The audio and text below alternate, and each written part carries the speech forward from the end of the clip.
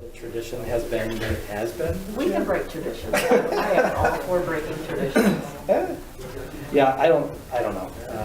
What's a rule if it's not meant to be broken? Well, I agree. that's true. See, yeah. I mean, There's also a rule that you're not allowed to be chair for more than 2 years, and I'm saying I only got 1 3/4 because Ken left in March. Well, see, there you go. So- So you still have some Uh-huh. time. Bylaws are meant to be amended. There you go. Yeah, I But love it feels that. rather authoritarian on me if I try to break the rules to I was about stay to as say, chair. do we need to weigh in for you?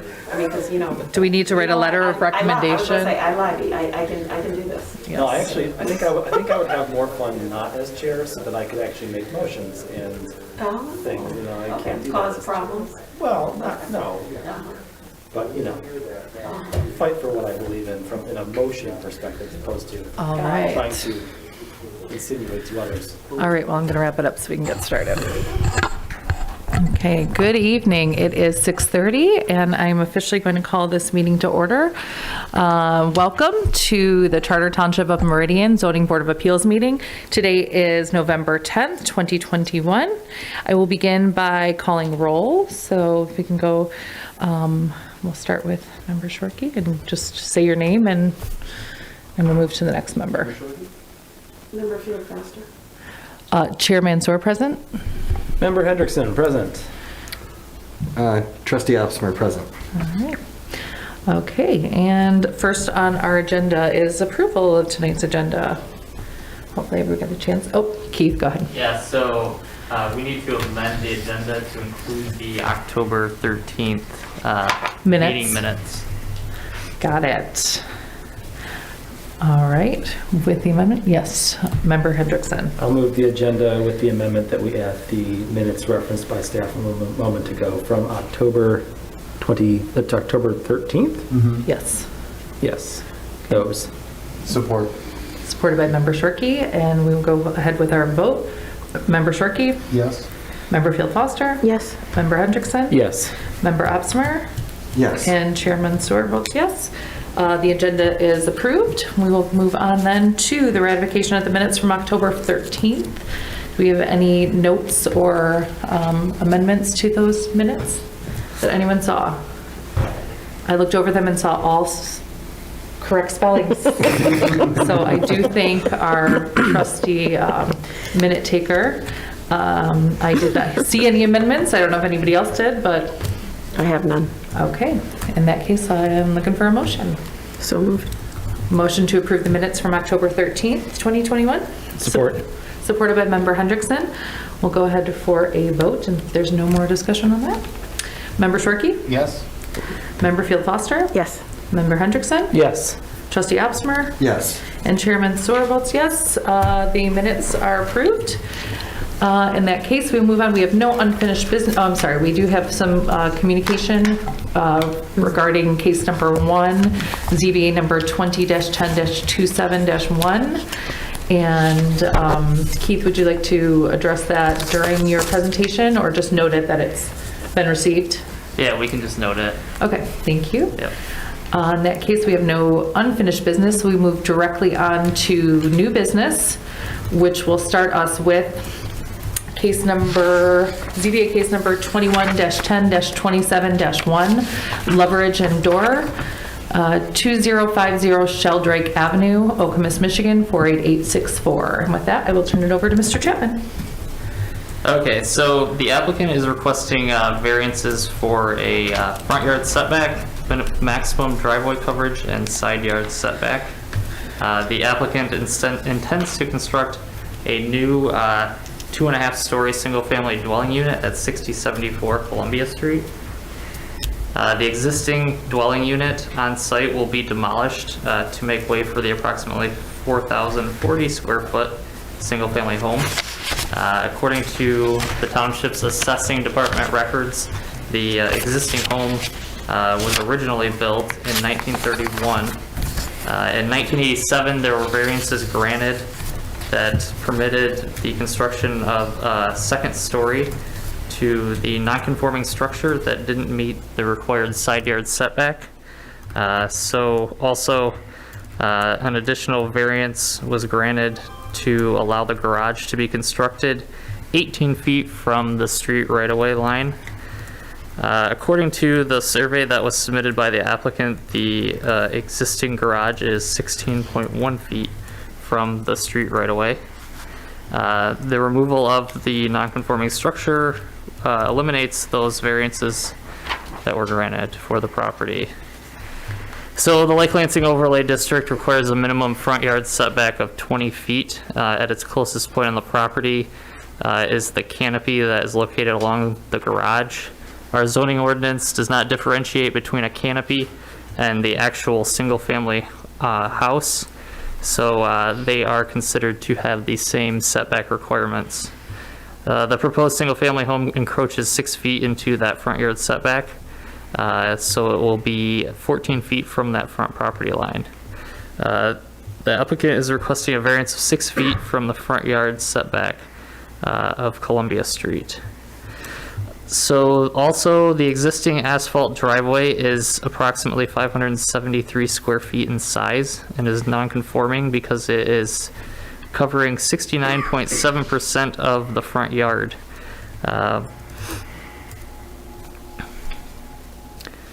Let's see, what did I say? So for lots less than 65 feet in width on the Lake Lansing residential overlay, allows a driveway to cover a maximum of 50% of the front yard, and the proposed driveway will cover the same as the existing at 69.7% or 573 square feet. The applicant is requesting a variance to exceed the maximum allowed driveway coverage of 19.7%. So all of the canopy that's located on the walkway on the south side of the house will project 3.4 feet from the house. The Lake Lansing Residential Overlay District allows for a side yard setback of 5 feet when constructed with fire-resistant material. This canopy is 2.5 feet from the side yard, requiring a variance of 2.5 feet. That's all I have. Okay, thank you very much, Mr. Chapman. Would the applicant or the applicant's representative like to speak on this case tonight? And if so, if you could just join us at the podium and state your name and address for the public record. So I'm Scott Loveridge. I'm the owner, together with my wife Ellen Dorr, who's also here. I also have our architect Tim Rozowski here. Just able to answer any questions you have about it. Did you have a chance to review the project? Sir, if I could interrupt you just for a second to state your address for the public record, please. 2050 Sheldrake Avenue, Okemos, Michigan. Thank you so much. Yep. Yes, and anything you'd like to add to Mr. Chapman's presentation there, or anything more that you think would help us in making our decisions would be great. So you had a chance to review the documents. We would, we'd love to move into that home and make it our permanent home. It's, we're planning to use that as our retirement home. I think the coverage is not very different than, well, it's the same coverage as what's there currently. It's just a slight shift in it. We've got some documentations that can show a blow up of that if you're interested in seeing that in terms of the driveway coverage. Okay. That's it. Thank you. And if all of you want to stay close by and just, we may be asking you questions, but we'll just ask that whoever needs to can come up to the podium. Sir, if you'd like to come up and introduce yourself, that's fine. Yes, my name is Tim Rozowski. I'm an architect. I live at 613 Grove Street in East Lansing. And so I've been working with Scott and Ellen on their project here. And I did do a little supplemental sheet here, if you could, Keith, if you would be willing to. Oh, okay, we got a document camera here. There we go. Okay. I do have these that we could hard copies too.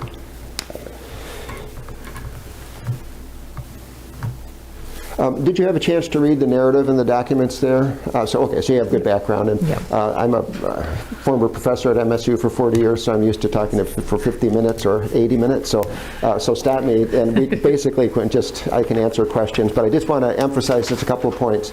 The house actually will be a little farther away from the existing property line on the south, and will match the property, the current setback on the north. Our building front is actually in exactly the same location as the current building. So when we looked at the zoning ordinance, I read the provision. There's a subcategory 7 that allows for eaves, chimneys, other types of projections to project 2.5 feet beyond the property line.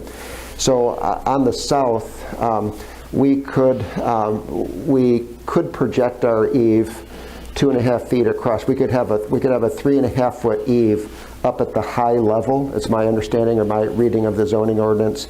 But we would prefer to do it at the lower level. And I think Keith and Tim have viewed the language as not really allowing for a canopy, although, from our view, a canopy in this case would have the same impact as the eave would. So we could move it up. But I think we're going to get better protection from ice and snow if we have it at the lower level. So that's the logic behind the canopy on the south. So I think it'll give us just better protection, but also gives us an architectural feature. This, quite frankly, is the most rules-based house I've ever designed because of the tightness of the site. So I think it adds a little interest to put the canopy down at the lower level. And then we brought it along the west side, the street side, to break up that street side facade.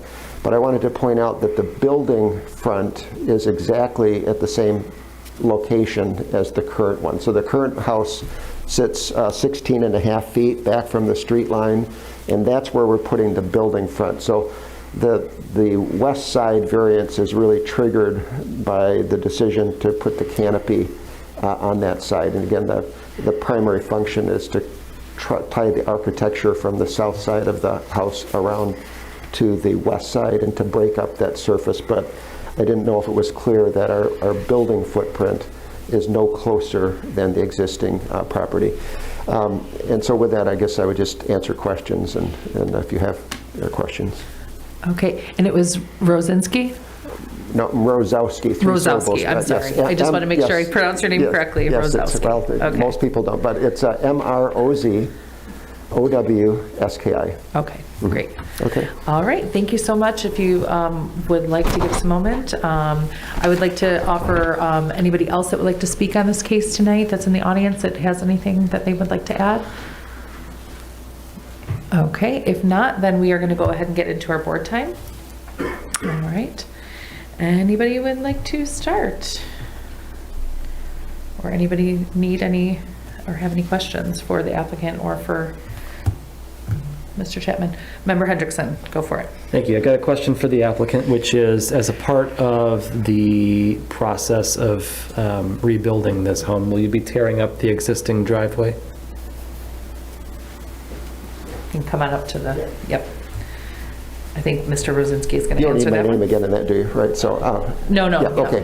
Yep. Yes, we'll remove the existing driveway. We're shifting it about 6 inches to the south. So it's essentially the same size. We're just moving it over to align with the new garage location. So I noticed when I looked at the existing driveway that it sort of extends beyond the side of the let's see if I can describe this correctly. There's the entranceway to the driveway, and then there's about another several feet of concrete on either side of the garage. Are you intending to keep that configuration, or are you intending to keep it as a straight shot out of the garage? No, the driveway will align with the garage now. And the reason that projection is there is currently the entrance is on the north, and we've moved the entrance to the south to kind of get it on the sunny side of the home. So if you look at the site plan, I do have a little L-shaped walkway that takes you from the driveway up to our kind of sloping sidewalk, and we have like a zero-step entrance that we're proposing there. So there's no reason to project the driveway, beyond the garage limits. Okay. I ask because, I visited the site a couple of weeks ago in preparation for this last time around, and the rough calculation I had put, if you created a straight driveway to the street, which creates sort of a rhombus shape, my math had it as less than the required 50%, or the maximum 50%, so long as you kept it within the envelope of the garage. And it was about 16 feet across at the top, 21 and 29 feet on the sides, and then the side of the trapezoid there. And so I guess I'm curious as to where if the math has been done in a way that is different than what I just described. Can you explain that to me? I guess I'm not exactly sure of your point. Let me just ask a question. Were you saying that we have more driveway area than what's there or less? I'm saying that if you were to build a driveway, so I'll tell you why I'm asking. Okay. Right, one of the criteria that we have to take into account is what the minimum action this body can do is to achieve the ability of the landowner to use the property for its intended purpose, right? And so my question is, is the amount that you're asking for in the variance for the driveway actually the minimum action that would be required for the use of that property in that way? And, I did some rough math. I fully acknowledge that I'm not an architect and you're probably reconfiguring the building in a different way. I'm just trying to understand, is there any space to restrict the driveway size coming out of the new garage such that you do not need the variance in full that you were asking for, right? And you're talking really about the width in the north-south direction? Yes. Well, it's just a matter of having enough space. I mean, technically, your garage door is 16 feet wide, but you would like to be able to get out of the car and so forth. So I mean, we do a lot of garages, and typical garage would be say for a reasonable sized garage would be 24 feet wide. So and I would typically make the driveway the full width of the garage. I mean, could we trim it up 6 inches or a foot? Perhaps we could. I know from an area standpoint, I overlaid the surveyor's drawing, put it on my CAD system, and so I'm pretty confident in the calculations of the areas that we're not increasing the area from what's there. So, I mean, I guess it's a partial yes, partial no. I mean, there's a point where the driveway would be narrow enough that you would, if you stepped out of the car, you would not be on pavement. Sure. Sir, come on up to the microphone just so we can make sure we have you on public record. And Keith, while he's coming, would you mind pulling the packet back up? I'd love to take us to page maybe the 33. difference is because the proposed garage is slightly wider than the existing garage, so if you're measuring based on the existing garage, it's different than the proposed garage. The proposed garage allows for, it's very hard to park 2 cars in the current garage. You basically can't open the doors. So I sympathize. I've got a similar problem in mind. Our cars are a lot bigger than they used Well, to be. it's definitely a narrow site. So I guess, to put a button on the question, the width of the home that I'm seeing here on the document is 23 feet. That's correct. Is it your intention to create a 23-foot wide driveway? Yes, that's what I've shown. Okay, got it. All right, I think that more or less answers my question about that. Okay. And I'm going to keep you there for just another minute or two while before I hand things back here. Sure, go for it. The front yard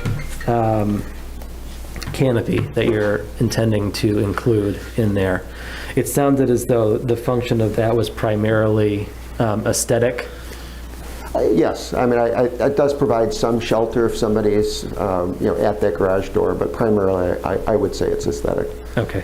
And is there an entry, I don't see it out here on the floor plan, but is there an entryway from the garage into the main house? Yes. There is. Yeah, I'm sorry, I was on the wrong Yeah. floor. Okay. All right. And then lastly, I'll just ask Keith if you can confirm what was mentioned earlier about the eave on the upper floors. That's allowable under the current zoning ordinance? Yeah, so it does allow for a 2.5-foot eave. I mean, what they're proposing is a canopy, not an eave. Sure. And since our ordinance doesn't specify, what, or allowing a canopy, I guess, that that's considered part of the actual structure. Okay. If I could add to that too, just, we've actually set the building back approximately an additional foot from the south yard setback. So we're able to get about a 3.5-foot canopy, which is, I mean, we'd like to have a little bit wider, but that's, you know, that's what we can do. And it's really a matter of how, you know, sub .7 is written. So, but yeah, I agree with Keith. It doesn't say canopy. When I looked at it and we were proposing the design, we viewed it as similar to a chimney, canopy, cornice, whatever, you know, other projection. Yeah.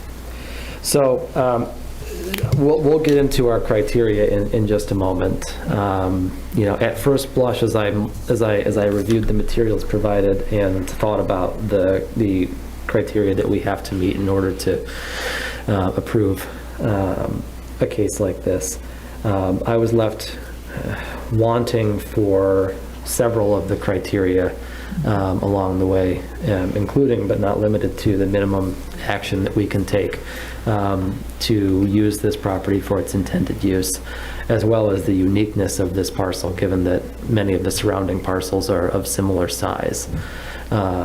And so we'll get into that in a moment, but for now, I'll go ahead and yield back to my colleagues here. All right, thank you, Member Hendrickson. Member Field Foster? And Trustee Osman. I just have one question, and it is along the lines of what Member Hendrickson was asking. Is there any way to design this house so that you don't need the variances? Whether it's making it smaller, changing the, you know, shifting it some. You know, we looked at a lot of different plans, and so we started looking at Scott and Ellen's building program, the spaces that they wanted to include. One of the elements along Columbia is that there's this covenant on the property. Mm-hmm. So we're really limited as to how far to the east that we can shift the house. So that's I made that point in the narrative about 16.5 feet is a rod, and we're limited to 6 rods. So we cannot push the building back any farther to the east because of the covenant.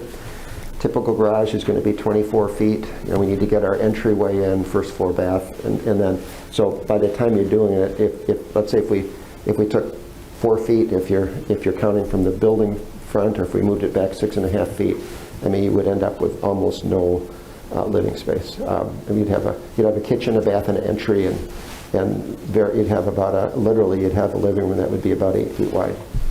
Well, that's probably exaggerated, probably 10 feet wide. So it's... So that's shifting it. Does that include making it smaller? Well, the first floor I think is related to those points there, that there's not a whole lot of footprint left, you know, if you were to move it on the first floor. On the second floor, the upper half story, arguably yes, on those, and we could trim that up a little bit if we needed to. I don't know that there's, we could, I guess, set back the upper level. I don't know that there's a big gain there. So it's really driven by the first floor footprint and what are really practical sizes for stairways, bathrooms, kitchens, and entrances. So, living room. oh, sorry.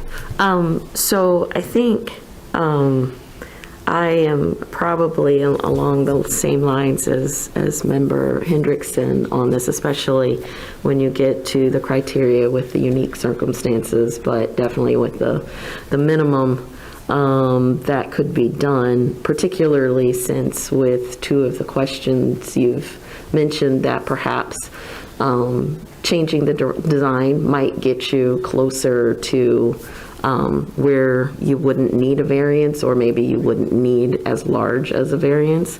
And I mean, I don't know where the other members are, but that's where I still am on this. Well, if we needed to, I mean, we could eliminate the west canopy, and that puts the building front exactly where it is. From my opinion, I don't know from a township area that you gain that much, because again, we would be leaving the building effectively at exactly the same distance from the street as it is right now. So I don't see that that's any worse than the existing condition. And the canopy, because it's, up a level, doesn't really, have much impact on the street. So, I mean, I'd hate to see it go because I think it's an interesting architectural feature. But if we're coming down to, if you're looking for something, I mean, we could eliminate the west canopy, and then that means basically we're asking for the location of where the current building actually is, relative to the relative to the street. I think Trustee Opsmer had a comment. Are you? Yeah, I just wanted, so one clarification for the applicant. So the canopy, is this on the first story, the second story, or the Yes, second and a half story? It's really at the second floor line, or Okay. you're in that range, maybe plus or minus, but no, it's low. And this is an aesthetic canopy that's coming out at a 45-degree angle with the wall, or? No, it's flat with angular braces. Okay, So it's just a clean, straight, flat canopy, yeah, up above the garage door, but at the same height that we carry along to the south. okay. And it's just aesthetic, or is it going to serve as like a deck? Well, the one in the south is very important. I don't really want it, I mean, we could have icicles or whatever, so we need to provide some protection for the south wall, for the entrance there. So that triggered it at that location. And then the more we got into it, and we looked at all the other houses, if you've driven by there, most of the houses that have been renovated have a pretty prominent front, elevation. So, some don't have a lot of architectural features on the west elevation. So we thought, well, this made sense visually, architecturally, to carry that canopy around.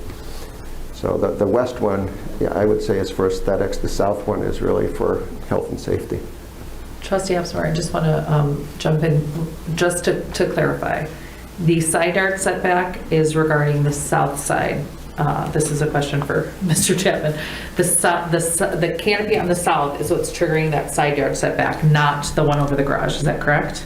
Yeah, so the south is the 2.5 foot variance, and then the ones on the canopy on the west is, that's also, what is it, 2.5 feet?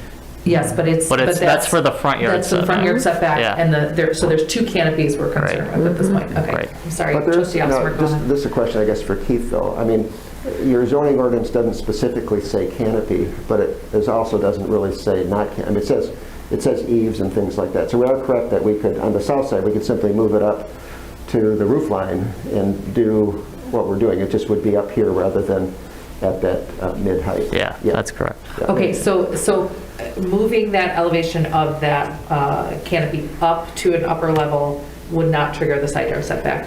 Well, if it was the eave of the house itself. Okay, So if we Yeah. extend the roof line Yeah. out. I see. Yeah. And removing the canopy extended Correct. the eve. Okay, From my view, I don't think it gives us the same protection, just because if you have a wind-driven rain, if it's up, 2.5 stories, that's Right. a little less shelter than if it's at, 1 story. okay, thank you. Sorry about that, Trustee Opsmer, go ahead. So basically, the south canopy is serving a practical purpose of actually, shielding people from the residents as they walk up the path for the front door. Yeah. Yes. Because it's a lake house, it's on the side, on the south side, versus the front one is an aesthetic canopy for, the elevation of the home. And so it sounds like it's like a more modern looking, component, right? Because it's flat and coming off Yes. a lower level, so modern design element. Okay, my other question is for staff. So Keith, when we look at the driveway calculation, I noticed that on the existing home today, because this driveway is so short, because of just the nature of the parcel, on the south side, like they have a pretty big,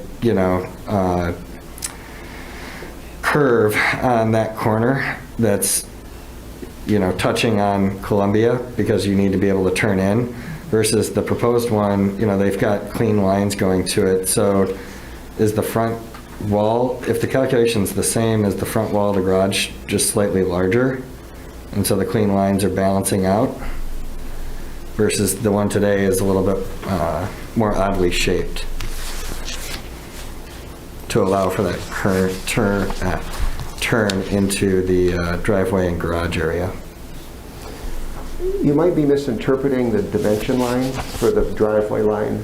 So the driveway line does come out, in an east-west direction. It's not that angle line. So if you look closely, what I've done is I put two dimensions. I put the dimension, the angular lines at the north side. The one represents the existing drive, and the lower line represents the new drive location. So I just want to make sure that we're not angling, we're not 90 degrees from the street. We're still kind of that trapezoidal shape that's currently there. It's just shifted down. It's actually just shifted southward about 6 inches.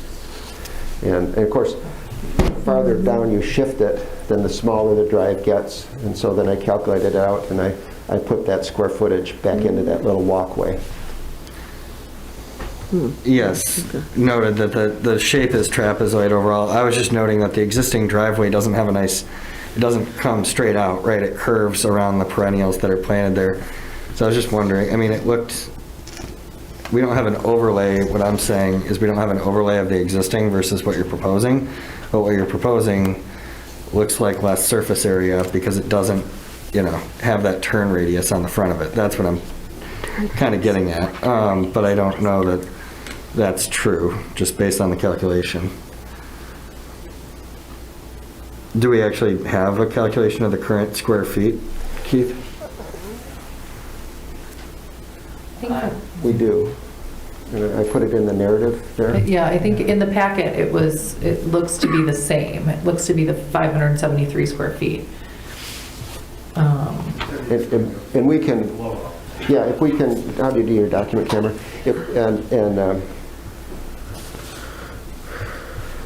That's definitely something we'd be willing to stipulate, that we're not going to put in an extra square inch beyond what's currently there. And again, I guess you can see it here. So, the driveway line is parallel to the property line, and then the same thing on the south here. These two lines represent the dimension from the street to the house corner, which currently is 28 feet and 28 and 3/4 feet, and then we're going to be about 28 feet or 26 feet, I guess it is, 26.75 and 26. So that's the driveway coming out here, and because we shifted it south, it technically loses area the farther we shift it south, and then, as I said, I've put it into this walkway space. But we would stipulate that we won't add a square inch, and I measured it on the computer, and so I'm confident that our area is no more than what was there.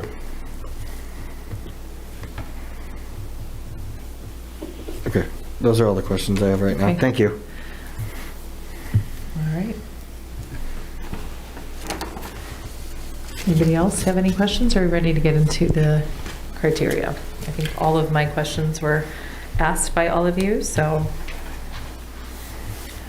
Okay, I'm going for it. So just to clarify, sorry. Yes, Member We're taking Hendrickson. these one at a time, are we not? I think that we should, because I think that we are probably going to have different answers to different parts of the criteria for each one. So if everybody's okay with that, we will go that way through it. So which variants are we considering first? We are gonna begin with the variance for the. We'll just go in order on the staff report here and start with the front yard setback. So regarding the front yard setback, I have. Go for it. Unique circumstances, criteria number 1 being unique circumstances exist that are peculiar to the land or structure that are not applicable to other land or structures in the same zoning district. Right away, I can say that I'm not able to meet that criteria. Even just driving through the neighborhood, and I think that it's very clear actually in the packet material when we are looking at these this aerial view of Columbia Street and of the rest of the homes on Columbia Street, that they're all very similar in that these are very narrow lots. They're all backing up to the lake, and I have a very hard time meeting criteria number 1. So that that's where I'm at with that one. Anybody want to add something? Member Hendrickson? Yeah, I agree that I don't believe there's anything that's particularly unique about this parcel, specifically when it relates to the front yard setback. The question I would have, maybe Keith can answer this, is do you have any information about the surrounding properties and the setbacks that they have currently from the street? Because I'll bet you that they don't meet the requirements of the ordinance either. But I don't have authorization to go on anyone else's property, so I did not feel comfortable measuring that when I was out there. Yes. Yeah, so That's a great I question. don't have any exact measurements other than looking at an aerial photo, but, you know, I tend to agree that probably most of them don't meet that 20-foot Yeah. setback, so. So I guess from my perspective, as we're considering the front yard setback here, I would feel comfortable enough saying that we should perhaps give them the same opportunities that everyone else is already taking advantage of as they're doing this, but not more than what other property owners in the relevant area are doing, right? And so I could see, since it's relatively, the building today is relatively the same setback as the other buildings in the area today. So, as I was considering this, my proposal would have been to offer a variance of 3.9 feet, which was what they have currently, which would not allow for the canopy, but would allow the building footprint to remain the same distance back from the property line as it does today, as does the buildings in the immediate vicinity. For what it's worth, I think that sounds like a good idea. I would tend to agree. Thank you, Member Sharkey. I will add that I did ask Keith earlier today about ordinance 86-561 that we recently were made aware of. And unfortunately, because this is in the Lake Lansing Overlay District, we cannot apply that. So if you all remember, we had used that to apply essentially to apply a setback that we could create that was based on the average of the setbacks in the area. Because it's in Lake Lansing Overlay and then you're already pushed back from the 25 to the 20 feet, we can't apply that statute, unfortunately. Because that's something, when I looked into this, I said, well, I can't necessarily meet these requirements, but if we could meet that with regards to the neighboring homes, then that might be something we could apply. Unfortunately, we cannot. But we can amend the variance to allow it in part, if I'm not mistaken. We've done that in the past. We can amend. We can amend this front yard Yes, amend. setback. Yeah. But Specifically for that, yes. Right. But I have a question. Yes, Member Field Foster. And so maybe Keith, you can respond to this, but if we've just said that we can't get past number one as far as this is a unique circumstance, then how do you get to your suggestion Granting it. of granting it and then amending it? Yes, that's an excellent question. If anybody has a plan for that, we're all ears. Yes, Trustee Opsmer. I was going to take a different stance on number one. Okay, please share. My experience on the ZBA, I don't believe we've had a case on Columbia, but we have had cases on non-lakefront properties within the overlay district for the lake. Yes. And, the overlay district, the impetus or the intent was to create far greater flexibility on front, rear, and side yard setbacks. When I look at Columbia, there's some homes that have, like 12 to 16 foot setbacks. Right. I mean, they're clearly, depending on the age of the home, they either have a variance or they were non-conforming and the overlay district went in place well after they were built. So, part of why we have the overlay, my line of thinking was the whole overlay district for the lake is created because every parcel on the lake is unique. That's just the nature of lake parcels. They're oddly shaped. The side yards are not usually parallel to one another. You usually have trapezoid shapes due to the lake curve.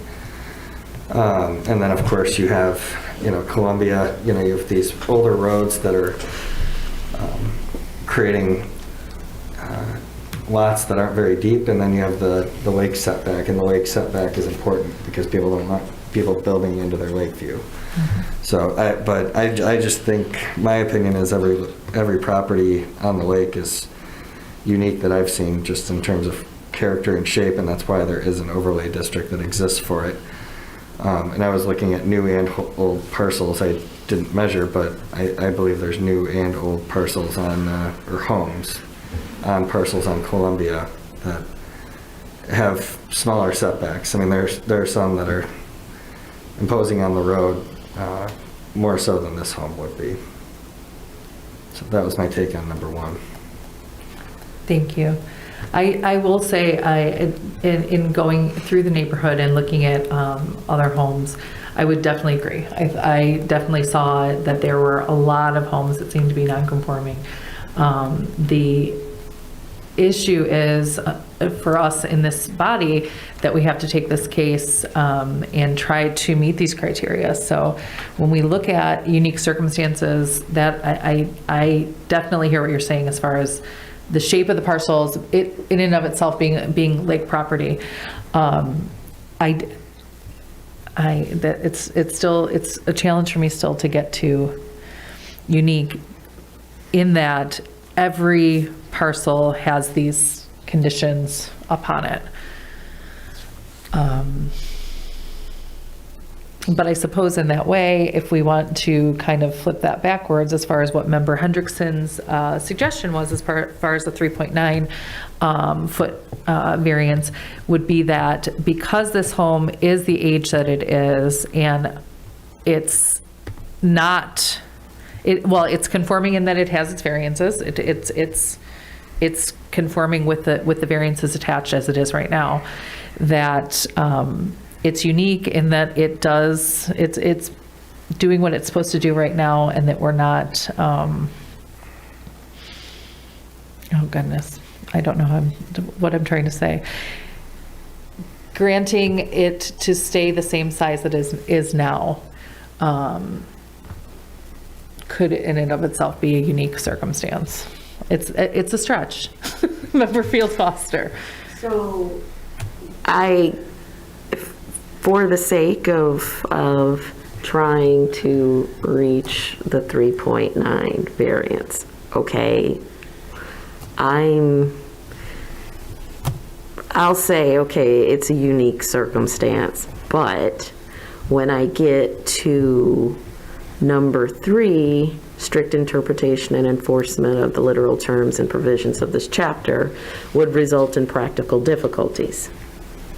I don't know what the practical difficulties are, because, and then if you get to the minimum action that would make it possible to use the land,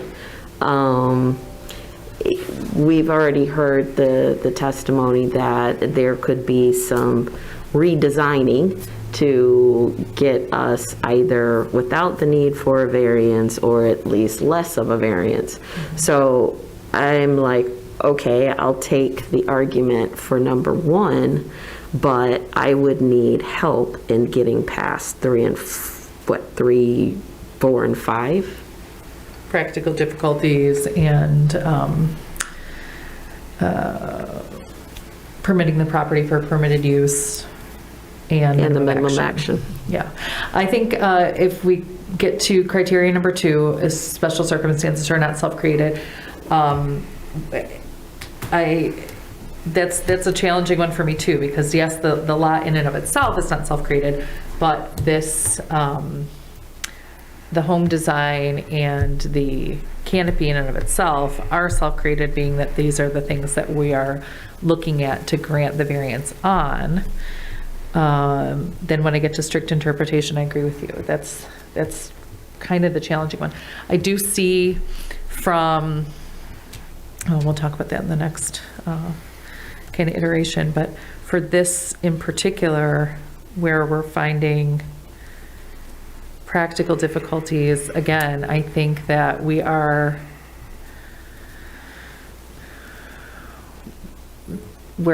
perhaps we could have something a little bit smaller, move back a little bit. I know that, again, we talked about that, and I by no means mean to simplify that changing architectural plans and rearranging things is easy. I'm very sympathetic to that right now because I'm going through it. Yeah, that's where I'm finding next, even if we can get to, yes, Trustee Opsimer. Yeah, so just one other concept on just what I've always believed to be my thought process on the Lake District, and I wasn't a part of the ZBA that made prior decisions, but I think it's interesting when we look at them. So on page 28 of the packet is a photo of the frontage of 6090 Columbia. Yeah. So it's a newer home with very extended soffits, and it's got gables, so it's got a lot of architecture and features and depth to that front. Like they're talking about just with the one canopy. So just for relative discussion relative to previous decisions that this body must have made, I'm not sure when they made them, but when I was looking at Google Earth just to remind myself of the frontages and stuff. So when you look at 6090 on Google Earth, there's a little SUV parked on that south corner, and it's almost on Columbia, and it's actually pulled up. Its wheel well is extended beyond the front wall of the garage. So I mean that setback is like 10 feet. It's just like I'm mathematically looking at it. And then the older house next door, the yellow house, I mean it's on an angle when you're looking at it there in that picture, but it appears to be about the same, possibly even a little bit smaller. So you've got two different homes, one that's probably non-conforming that predates the ordinance clearly based on the look of the home, and then you've got a very new home that's probably built in the last 10 years that clearly received a variance to the tune of minus 12 feet on the front yard setback. So I guess when I was reviewing the packet and looking at everything, what was going in my head was the ZBA has clearly established a precedent, because I've seen it time and time and time again, but I'm one of the newer members. But I see it time and again when I drive the lake and look at new homes with, the side yard setbacks. The ordinance relaxes those quite a bit, but we still maintain that 20-foot setback on the front, but we clearly grant variances all the time. I guess this would be a good meeting to have Brian Bashane still with us to explain the historical context, but so I was viewing it more of like there's a precedent set and why change the precedent, but I don't know exactly the rationale for it, and for kind of giving a good deal of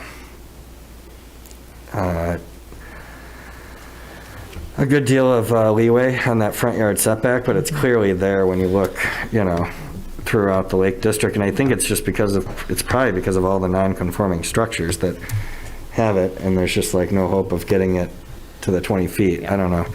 That was just like my thought process preceding this, and based on the other two variances we've done around the lake. But this is a different parcel than we've tackled recently. Yeah, I thank you for that context. Member Field Foster. So, I don't know when or if there are variances on these other buildings, because we don't have that information in front of us. And then second, it is my understanding that we take each case separately, and not in light of what has been done in the past. So I am totally open to having the discussion to, get where I am sure we would all like to get as far as being able to grant these variances, but I can't take into consideration what these other houses have or don't have without either someone saying this is the variance that they have, or whether they're non-conforming. We don't have that in front of us. All we have in front of us is what is in this packet. And so, again, I am open to having the discussion on what the practical difficulties are, what the minimum action can be. I am open to even putting this matter, or at least putting a motion on the table, or putting a motion to table this to give the applicant an opportunity to come back with a slightly varied design. But I'm not really willing to make a decision based on information I don't have in front of me. Thank you, Member Field Foster. Member Shorkey. I agree with the point that you made, Member Field Foster. While it's interesting to compare the context of variances unique to a property, you know, the precedent that was set on this front yard setback was the 3.9 feet that Member Hendrickson suggested earlier. And that's why when he suggested that, that's when I said I was comfortable with that. And that goes to your point that maybe there are modifications, but before we go, you know, I wouldn't want to send them without a list of what you wanted to see. I agree. Thank you, Member Shorkey. Member Hendrickson. Yeah, I think that the practical difficulties is, as I've often seen, is where we're going to get really hung up here, because there is no real practical difficulty in applying the ordinance as written, right? You can build a house there. It's just a smaller house than they want to build, that is further back from the property line. I think that where I'm also going to get hung up, and you know, I would love to see a 3.9 foot setback. I think that makes sense based on this property and the history of the property. I think what we're finding is that, you know, I don't remember, it might be number 7. That's not you. That's not recurrent.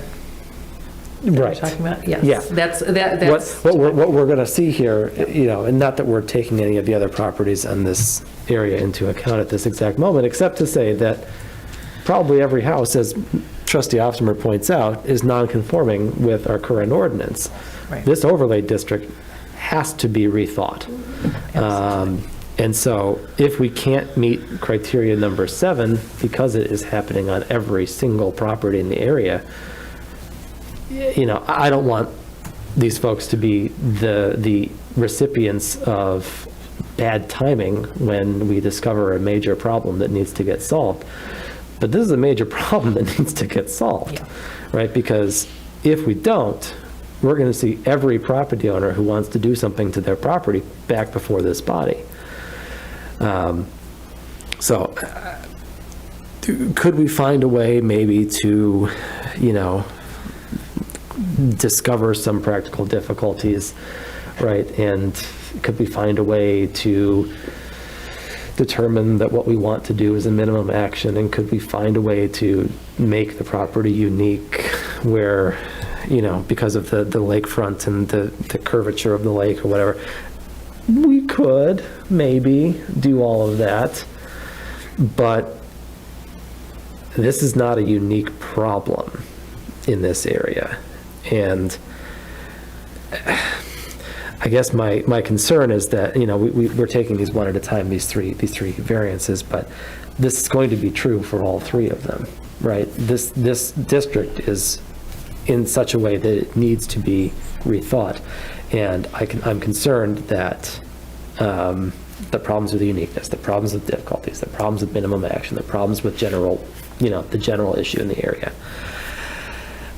If we go by the criteria that we are required to go by when making this decision, I don't think I can get to any of them, despite there being a logical and I think reasonable solution here with regard to at least this one. So I'm in a bind because, you know, as the judicial body, more or less, of the township's ordinances, when these requests come before us, we're not supposed to take into account what we want. We're supposed to set forth the criteria and go through them, and if they're met, grant the variance.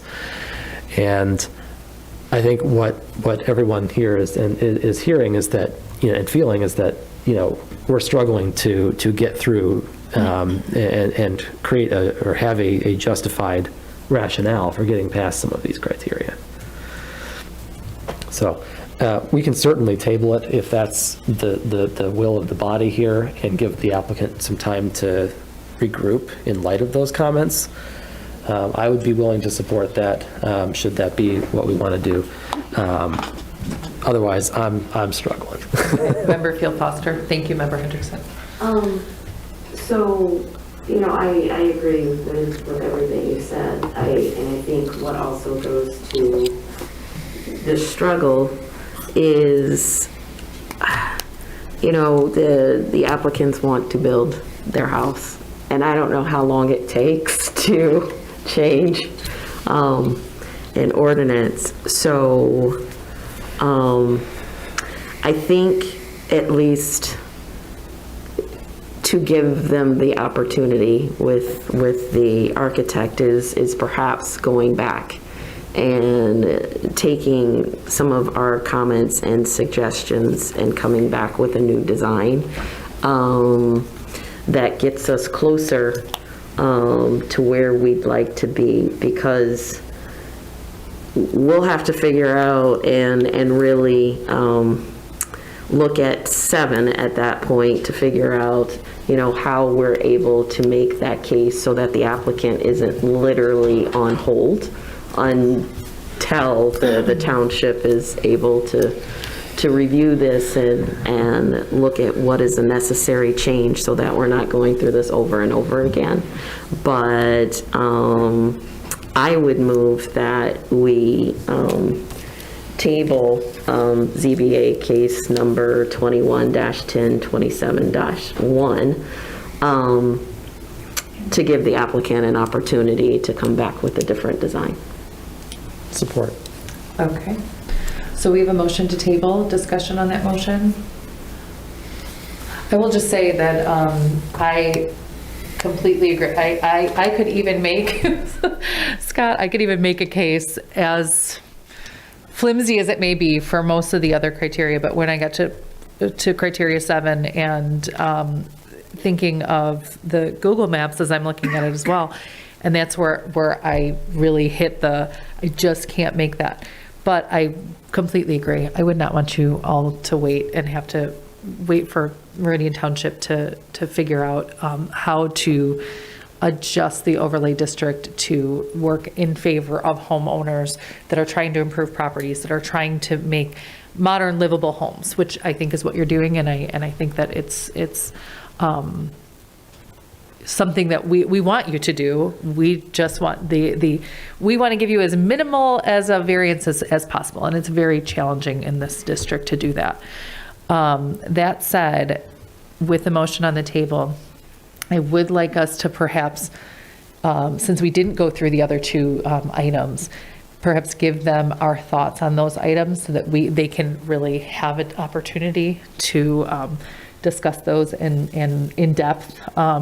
I think also it's helpful to know that kind of what we're thinking so that you have a place to go with the design if possible. So that said, does anybody have anything to add about the driveway configuration or scenario? In all honesty, I will say, in my opinion, when I'm looking at the driveway, being as it's the same footprint that's existing, we're not adding any square footage. And again, I think that this is just a challenging area to put a driveway in, with the angle of the road, the angle of the parcel, and trying to fit vehicles that are not in the road. Point out, given the narrow width of the property, it's going to be difficult, I think, to make a driveway 50% or lower of the front. Like any kind of driveway. The fact that they're not increasing the driveway, Right. philosophically anyway, I'm good with. Yeah. Thank you, Member Sharkey. I completely agree. Member Hendrickson. Yeah, I think that the edge of the building, by the documentation that's been provided, the west side of the building appears to be 23 feet. And the driveway extends outside of the garage door. And if my understanding of the math provided here is what it is, with a 16-foot opening, that's 7 feet, so 3.5 feet on either side. Is it possible to trim a little bit? Maybe, right? Maybe. Maybe 2 feet on either side is what's required. And so as you go back and think about, how to bring this back to us the next time around, I would consider, because one of the criteria that we have to think about is what's the minimum action, right? The minimum that we as a body can do to allow you to use this property by granting a variance. And so when I see 3.5 feet, that feels to me like a lot. Could it be 2? Could it be, what is the actual width larger than the garage that would not create a practical difficulty by putting you out onto the grass? Sure, coming up. So if we leave the driveway alone, if we just leave the existing pavement, do we need a variance? I believe there's already a variance granted for that, correct? But Keith did mention something about losing the variances because they were demolishing the building. No, so I don't think there was a variance for the driveway. Okay. Yeah, I think that if they left it, then that's fine. But if they tore it up, then that's the issue, so. Okay. And just one other clarification. Yeah. If we retain part of the existing building, do we need any variances? So I guess I'd have to see exactly. But I'd have to see what it is. The change would still be that we'd be adding above the garage. Yeah, so if you're So adding we need a variance for that. bulk height or area to the structure, then yes, you'd need a But we variance. could, because I'm listening to this redesign, practically there really is not enough length to the building to get a reasonable, functional, kitchen, bathroom, stair. I've looked at it many times. So I just want to make sure, if we retained, say, the west wall of the garage in exactly its same location, and if we don't alter the pavement, and if we eliminate it, if we just say we're not going to do the canopies, we're just going to move them up to the eave, or even put a subroof in and label it as an eave. I just want to make sure when we go back, if it's going to be tabled, that we're working on the right things, and because otherwise we could just keep coming back and back. So if we retain, say, the west wall of the garage, didn't change the pavement configuration, but we were still extending over the garage, we'd need a variance for that. And Well, if you're extending into that front yard setback, well, we wouldn't. If we retain that front wall line, but we would be building out over it. So that would trigger, I'm guessing, a variance there. yeah. But that would be the only variance if we eliminated the canopies and we didn't really touch the driveway. Is that correct? Yeah. And then how much of that existing building do we need to retain in order to consider it as a renovation or an addition as opposed to a complete scraping? Yeah. Are you talking from a building standpoint, or are we talking from a zoning and from a building code standpoint? So you're not altering anything that was already approved? No, we're altering virtually everything from the west wall of the garage back. Right. All of that would get reconfigured, but we'd probably keep some foundation, and we would keep the existing Excuse me. west wall. This feels like an excellent conversation that you guys could have. Yeah.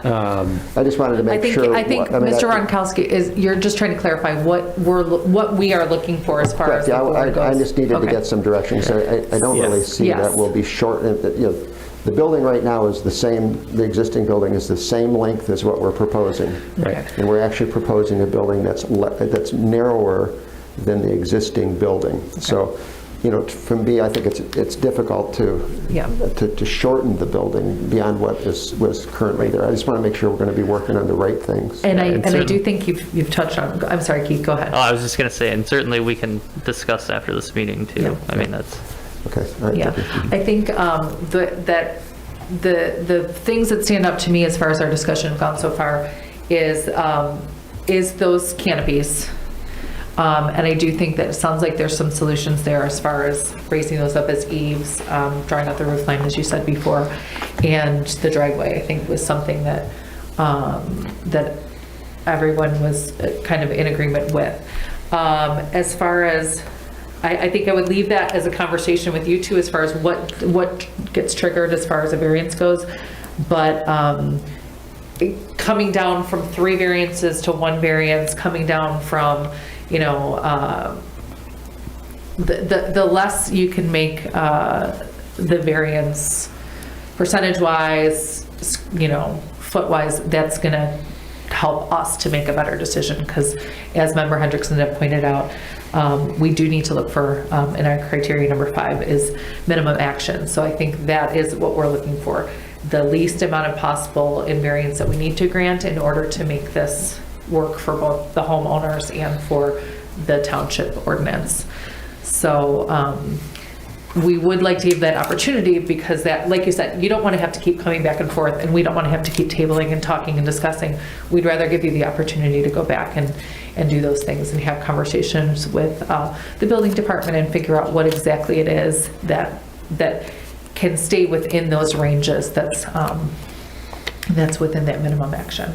So does anyone else have anything to add as far as what they would be looking for in a revised version or addition to that? I do think it is, yes, Trustee Opsmer, go ahead. Yeah, just a clarification for Mr. Chapman. So in terms of the variances, by my reading of the memo, the property doesn't have any variances currently for the issues that we're talking about. So there are variances for the front yard setback for the garage. Okay. And then there was also a variance because they added a second story that I think it didn't meet the side yard setback to the north there. So they need us to pass a new front yard setback even though they have one? Well, yeah, I mean, they're demolishing this structure. And so, I mean, but it sounds like now they don't intend to do that. So that's kind of where the issue is. So, yeah. Just to get some ideas. Yeah, so if they demolish the structure, those variances are gone. Okay, so that's helpful, because I just wanted to point out that they need, so regardless, they need a front yard setback if they're gonna do reconstruction. So, I mean, they can't really get rid of that one. Right. Short of shrinking the house dramatically from its current situation because of the depth of the lot. And so the maximum driveway coverage, that one's meant for 90% of neighborhoods in the township, but it's completely infeasible to 50%, as Member Shorkey said, like it's completely infeasible. It works perfectly fine in my neighborhood. If you're anywhere near the 50%, your front yard is completely out of character with the scenery, but that's a great example of just the overlay district should have precluded that section of the ordinance that shouldn't apply to the Lake District, and logically. So they can't really do anything about that one because, well, unless they just leave the existing asphalt driveway. I don't really know what the township benefits. And then so for the side yards, can you explain the side yard setback situation, Keith?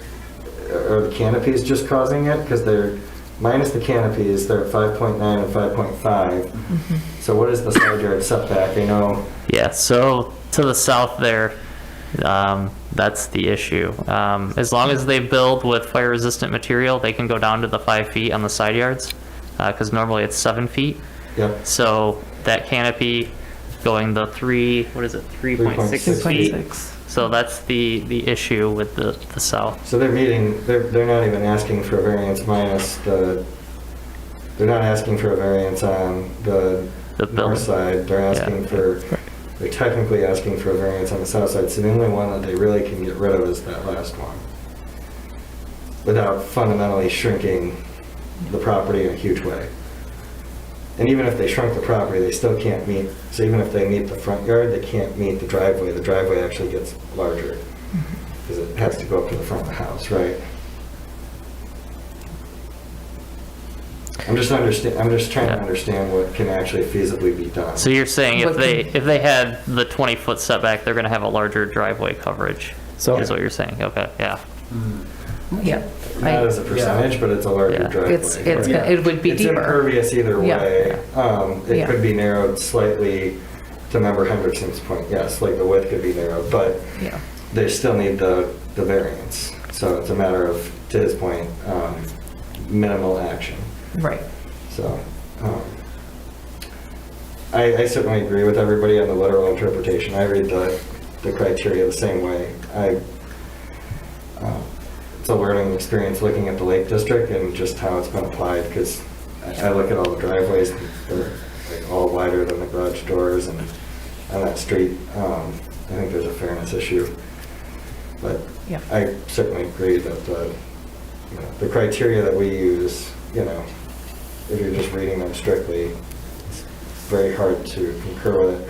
But I think it creates really significant issues for the Lake District, so.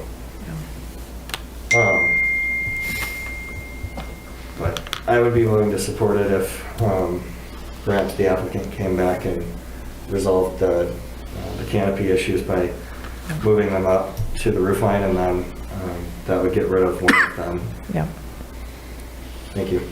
Thank you, Trustee Opsmer. Member Hendrickson, go ahead. no, that Okay. covered my point. Okay.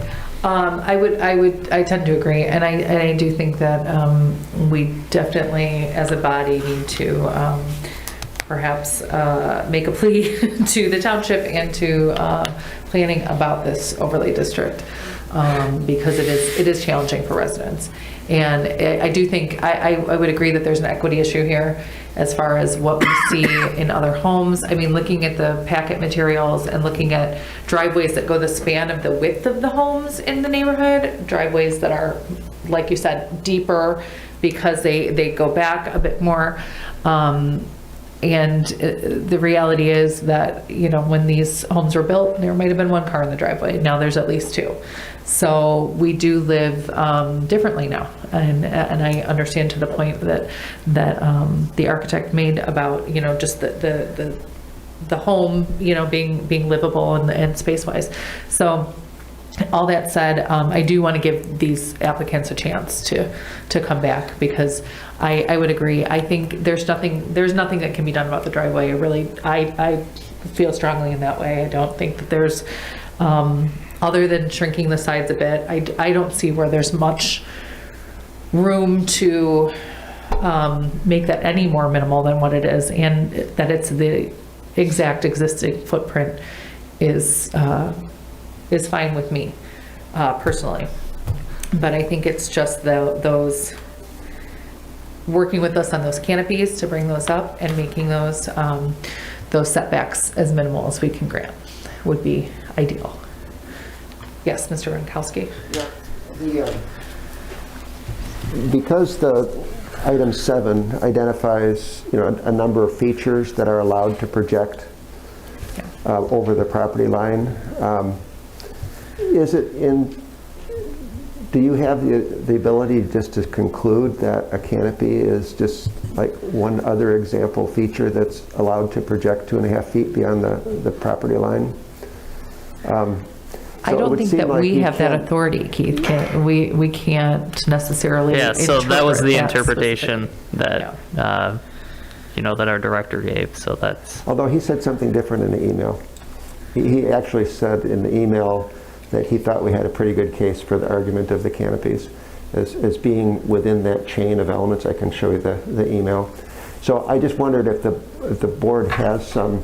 So there is a process. I mean, you'll have to file for an interpretation that's For an separate. Yeah, interpretation? that's a whole separate review process. Would So, we be able, does that go before ZBA? Yes.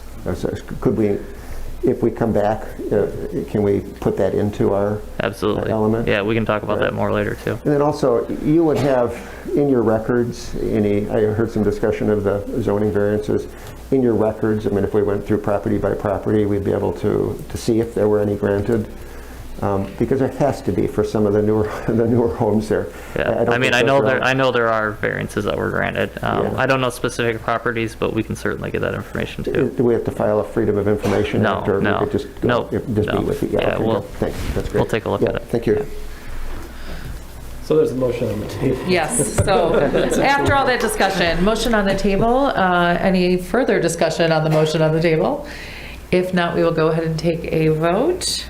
So this is a motion to table ZBA case number 21-10-27-1 and Member Shorkey. Yes. Member Field Foster? Yes. Member Hendrickson? Yes. Trustee Opsmer? Yes. And the chair says yes. So we are going to table your case. That will give you a chance to go back. You'll have plenty of time to chat with staff and with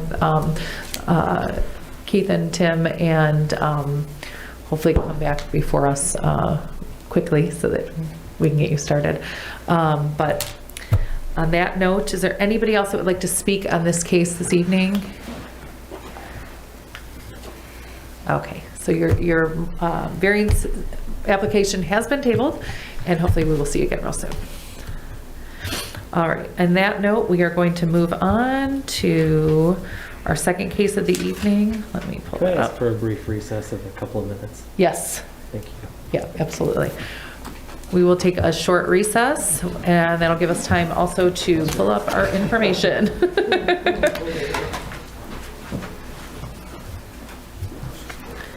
Okay.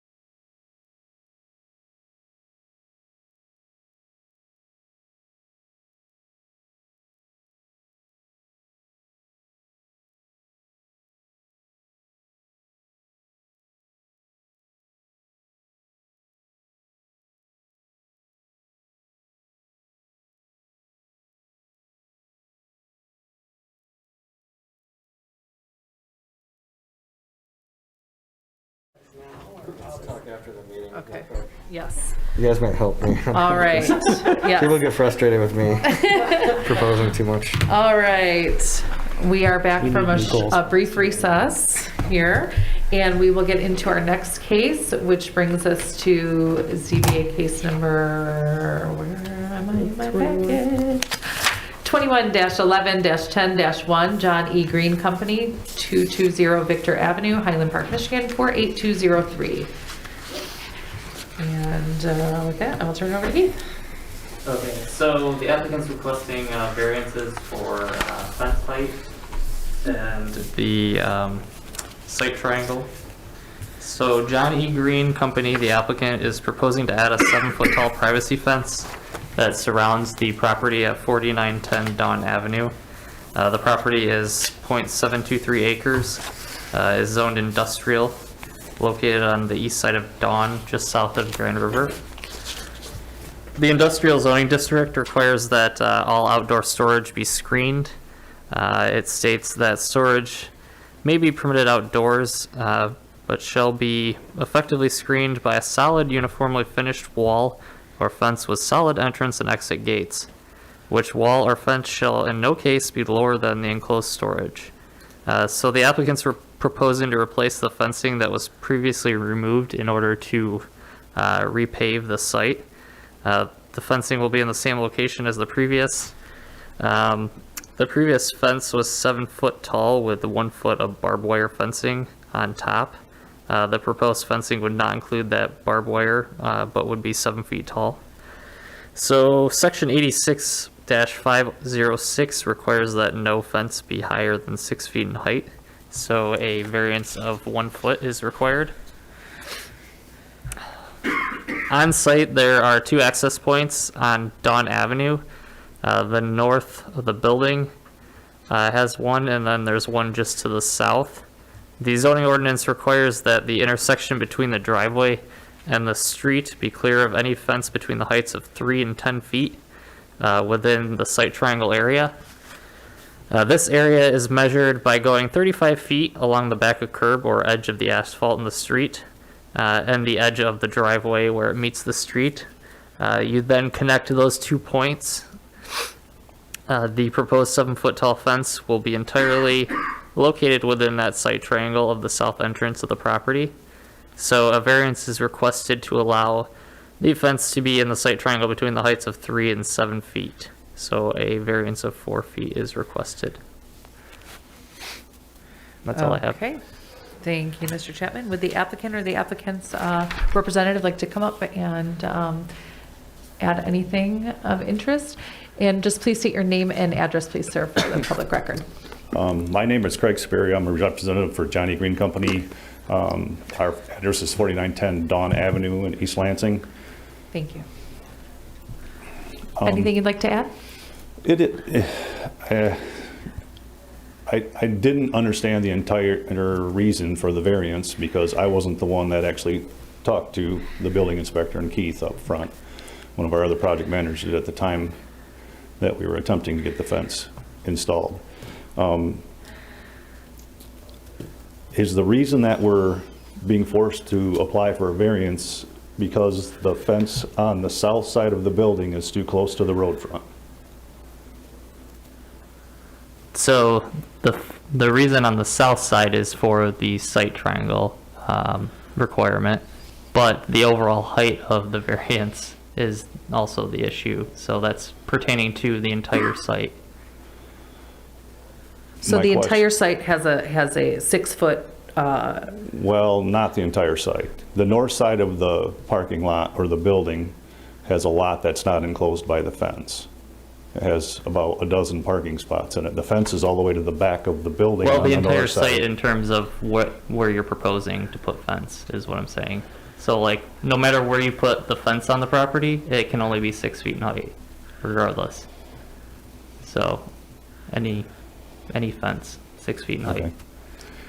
Well, the reason that we are attempting to do this is just to replace the existing fence with what it was already there before we purchased the property. It was in very bad shape, rusty and unsightly, and our company doesn't believe that the barbed wire top was necessary to keep people from being able to steal our tools and trucks and things. The intent of the fence to go back up is to protect our materials from theft. We were just trying to get the fence replaced with what was already there. I suppose if we had to go to the 6 foot to meet the requirements, I don't think there would be a problem with that, other than the fence. We've already ordered the material to put the fence in.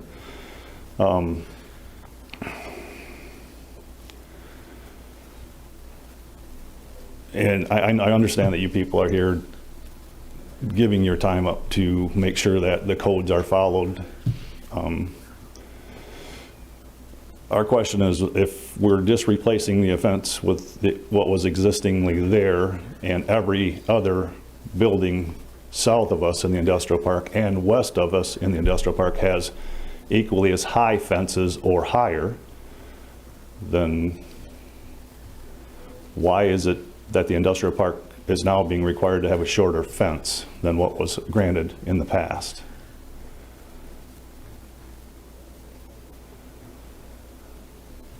Is that a question to me? That is a question. Oh, okay. That is a question. I don't Yeah, think we I have mean- a direct answer for that, but perhaps Mr. Chapman does. Yeah, a little bit of history, I guess. As far as I know, we've always required the 6 feet in height for fencing.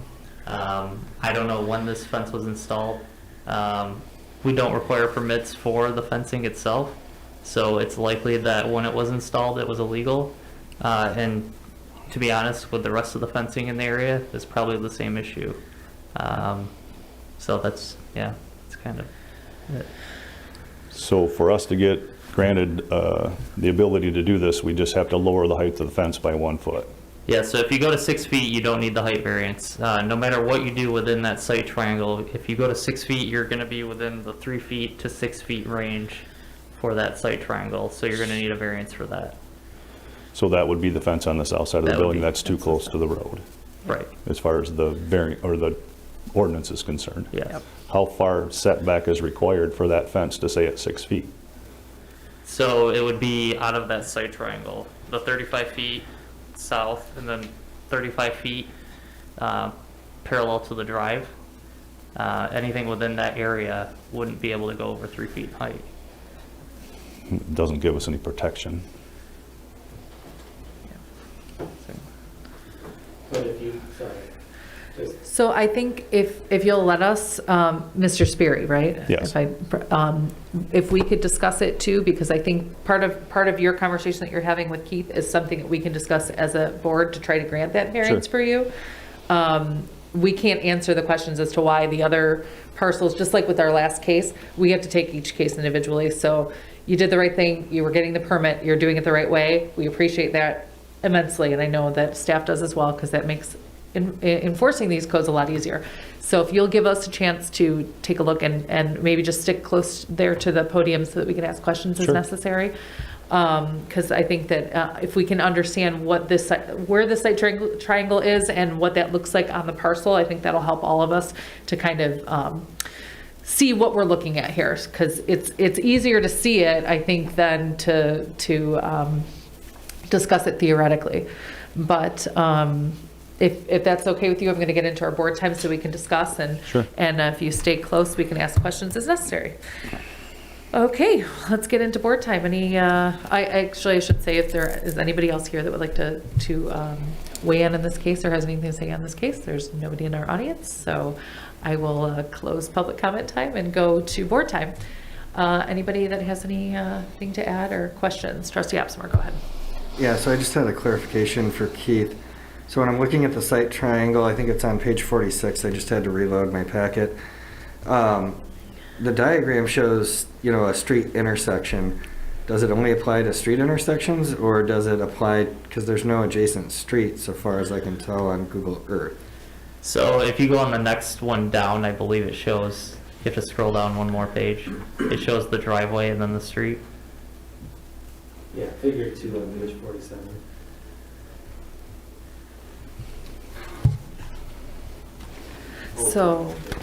So you're coming So back, they're having a driveway coming out of the gated area on the south side of the building? yeah. Correct. So, and are you guys proposing to keep that driveway, sir? The driveways would be exactly Yeah, where they that's right. were Yeah. Okay. they were originally. It's all right here, this. Okay. Yeah. So, I mean, the building itself is obstructing their view regardless of the fence, but, what would be do we know what the 35-foot mark would be on the property if they put the fence back? How deep is the building, I guess? So the building itself is well, it is within that site triangle. And this building was built in the 50s, so it was Yeah. before any of our ordinances. Yeah, So I don't have an exact measure, but I know all of this fence along Dawn Avenue is, within that site triangle, and then a portion back to probably around this area. So it would effectively push the fence to about half of After the building. the building, yeah. sir, could you see where Mr. Chapman was moving his I don't- cursor? Yeah. Yes, yes. Do you need the storage area? Obviously, I mean, I don't think the fence is technically, you could come out parallel to the street instead of having some kind of diagonal, a little bit inset right on the building. Do you need that storage up by the road, or are you trying to keep That things? was the intent, to keep that storage area, because on the north side, if you look at the lot line, there is a leach bed, a stone leach bed that can't be used as storage. I was just made aware of that tonight. So we're giving up quite a few square feet of storage space on the property as it is because of that. So if we give up the front side of the south part of that lot, it takes even more away from the site.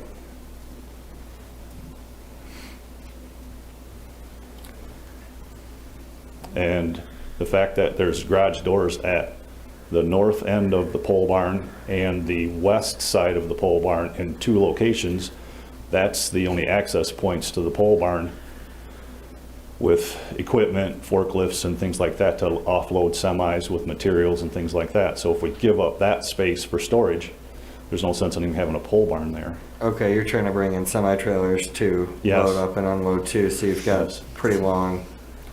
We made a Space. 72-foot long concrete, 16-foot wide pad to back semis onto our property because the asphalt that was there was crumbling. That's why we resurfaced the lot. And we intended just to replace the fence at the time we did the lot because most of the poles were in the asphalt and had to be removed in order to do the driveway repairs. Now, if you look on the north side, it shows kind of parking spaces against the building and across from it on the Consumers Energy lot line to the north. That was all unfenced parking lot. So that met the requirement on the road frontage, Right. because that fence actually attached at the back corner of the office building. And this fence is chain link, correct? It is. So it's not a solid fence, so, No, it's not. okay. So, So I'm sorry, so just to clarify, the fence that is to be installed is chain link, not a solid surface? We're replacing it with like for like. Okay. It was an unslatted chain link fence Okay. with barbed wire on top of it. yeah. So We were gonna it's- put the original fence back in place minus the barbed wire. Okay, thank you for clarifying. Okay, those are all the questions I have. Okay. Member Field Foster, go ahead. So with the application, there's a picture of a fence that is, or is that the building? Maybe that's a building, never mind. It's a good example of the fence that exists. It's going to be. That rusted? Yeah. Okay, all right, never mind, I don't have any questions.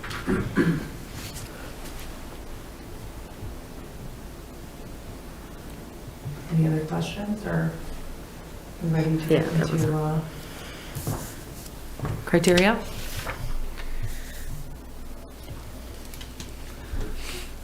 I think my only question would be to the applicant as far as this site triangle goes, which I think you already clarified, is that that area is needed for storage. That Yes. area is needed to have it be a secure area within that triangle at the front of the property, on that south side. Yes, to leave us enough usable space Okay. inside the fence boundary. Okay. Yes, Member Hendrickson. So, just to clarify what you were saying earlier, and Keith, could you go to the next page, please? Just one page down. You're backing semis into this property from that south gate. Is that accurate? That's not accurate. Not accurate. No. Where are they coming in? On the north side where there is no fence is where Sure. we back the semis in at. Okay. But there is a gate there, or there was. We Yeah. took it down. So as a follow-up to that, if you were to close off that curb cut onto Dawn, is that access needed? Close off the curb. So you're not, so if you were to not have an exit onto Dawn Avenue on the south side of your building, what would happen?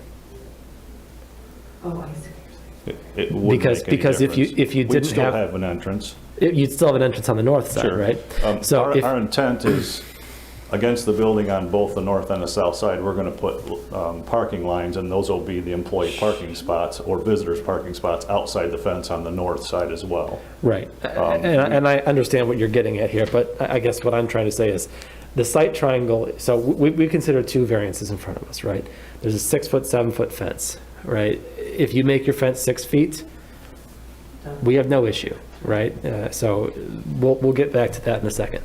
The second problem, which is the more concerning one, it seems, is the site triangle problem, which is, you know, your building is in the way. And so even if we were to come up with a solution to put your fence there, and you need the storage, and we want you to have the storage, at least I do. I'm sure everyone else does too.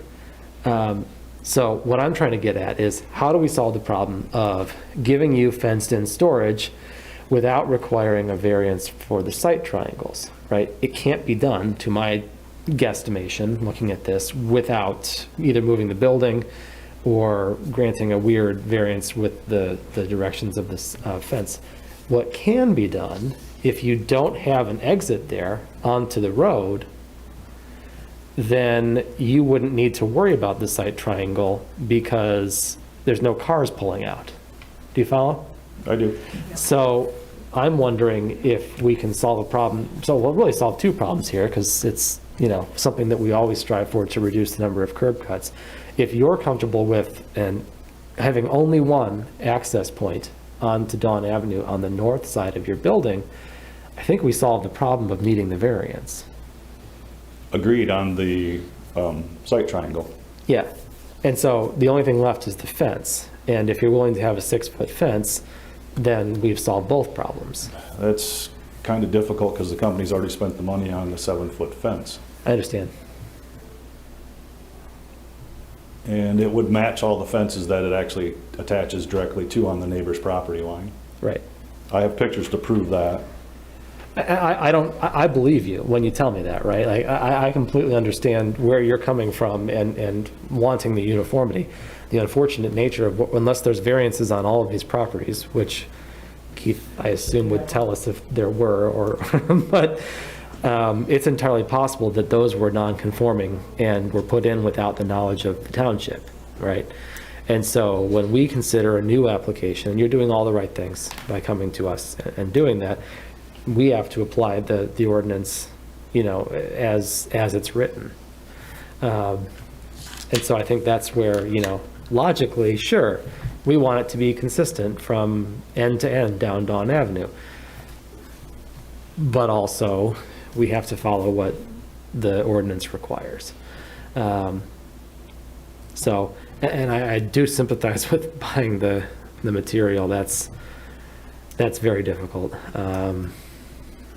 But, you know, I don't know whether or not we can consider the expense already incurred prior to approval from this body in our discussion here. So anyway, that was just a couple of thoughts. We're going to have to get into the criteria that comes along with this process shortly. But I think there is a solution out there if you're willing to, for both issues, if you're willing to go forward with that. Thanks, Member Hendrickson. I think that's incredibly creative, and I think that makes sense. Member Shorkey. On the site plan, the south entrance where you got the fence going across is labeled gate. How often do you see yourselves using that? Because clearly, the way you're describing it, the north entrance is where you're parking, your semi-trucks are going to back in. Like, how often are you using that south entrance? We would think that it would be used on a regular basis, just for the fact that when there is people offloading in the drive on the north, Okay. it gives our trucks leaving the garage with material Gotcha. access out of the lot when the semi's in the way. Okay. What is the nature of the business? Like, what kind of trucks, what material, what are you doing? What are you protecting? We're mechanical contractors, so we do plumbing, heating, air conditioning. Okay. Of the commercial and industrial nature. Okay. So closing that, closing that isn't really a thing. Another point, I guess, is this as well. The street is fairly narrow. It's an industrial park. There is a cul-de-sac at the end of it, so there's really no way for semis to get down the street without encroaching on other people's properties. We've spent in excess of $250,000 resurfacing our parking lot, upgrading our building, and buying fence. And the problem being, if you look straight across from our building, there's another building that has a loading dock right directly across from our building. And then for semis to get into that, they drive in our driveway all the way up to the fence line. Because they can't use the roadway to back into that loading dock. Another reason we put concrete approach for our semis, to keep the pavement from being destroyed by other people that encroach our property. That's the reason for the fence setback on the north side. Actually, since we bought the property, the phone lines hang just below the power lines, and encroaching semis have taken our phone lines out 3 times. Oh my gosh. With the wind hoods over the top of the cabs. Yeah. So we raised them as high as we possibly can by law, and we're still at risk. Yeah. But we don't want to attempt to boundary the front of the lot from the road, because there would be restrictions that we would be going against to protect our property. And we can't have somebody police the road front every day while we're there to stop semis from driving on our property. Right. Okay, I'm gonna tackle the criteria if nobody has any other questions. We'll get into that because I think that can answer some of these questions that kind of are hanging over our heads. And I'm just going to take them together because I think we've already kind of discussed that, and hopefully Mr. Sweary understands, despite the cost that's gone into that extra foot of fencing, I'm gonna look at this and go through my criteria, and I'm sure my colleagues will as well, and say that a 1 foot difference between a 6 foot and a 7 foot fence, I'm not gonna be able to meet the criteria there for that being a unique circumstance or anything above and beyond that. But I do think that there's something to talk about here with this site triangle. So I will get into the criteria. Number 1 being unique circumstances exist that are peculiar to the land or structure that are not applicable to other land or structures in the same zoning district. I do think this double curb cut, and where the building sits on this lot, the size of the road, I do think there's some unique characteristics here. If I'm taking it, just looking at this particular parcel, which is what we're going to strive to do. But I do understand that if we look at Dawn Avenue in general, we're looking at a lot of recurrent issues here with these lots, particularly with what Mr. Sperry gave us as far as the traffic, the issues with the semi trucks on that narrow of a road. I do find that to be a unique circumstance. I can meet that criteria. Any discussion on that one? Member Hendrickson, yes. I would just add that the drainage area on the north side of the property also contributes to that, as it sort of pushes things further southward than they may otherwise need to go. So. And I would add that criteria to these circumstances are not self-created, and I find that they're not. This is the nature of Dawn Avenue in this parcel. Criteria number 3, strict interpretation and enforcement of the literal terms and provisions of this chapter would result in practical difficulties.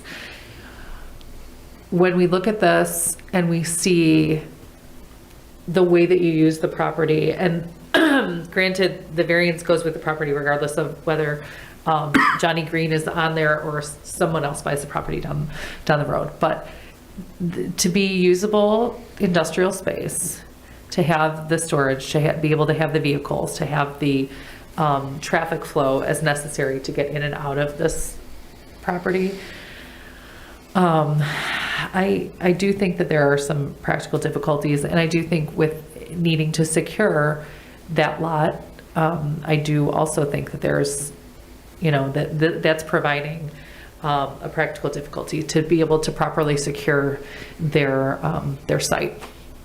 That said, when I get to number 4, that the alleged practical difficulties which would result from a failure to grant the variance would unreasonably prevent the owner from using the property for a permitted purpose. I do think that it presents a challenge, because the permitted purpose it's an industrial site. You're going to have vehicles, you're going to have equipment, you're going to have things of that nature.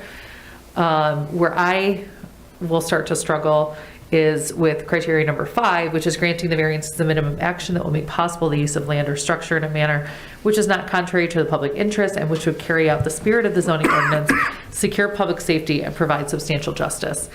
And I will get hung up on the public safety aspect, which is why the triangle exists. So, yes, Member Hendrickson. Yeah, this is where I struggle as well. And by my thinking, there are 2 ways to solve this issue that don't require a variance, right? Number 1 is close the curb cut. That's an option. Number 2 would be to push the fence back in a straight line, the 35 feet, and come straight across, right? Now, when we talk about minimum action that doesn't impact public safety, that certainly wouldn't do that. You could have the gate with the fence 35 feet back. Yep. You'd lose some storage, certainly. And that might impact our 3rd and 4th criteria about the practical difficulties of operating an industrial business in this area. But it would be a different option that would better serve the public safety of entering and exiting off of Dawn Avenue. If it's just vehicles, your vehicles that you're parking there, must they be behind the fence? I don't know. That's something that you would have to answer. But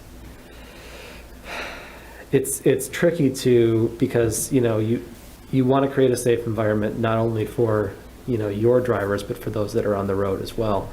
And that the reason why that site triangle ordinance exists is to have clean sight lines for vehicles entering and exiting, as well as vehicles on the road, seeing cars coming in and out of that property.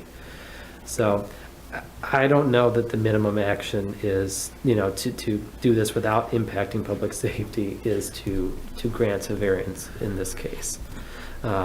I think there are some other options that could be done where this variance may not be necessary, and that's where my struggle comes in.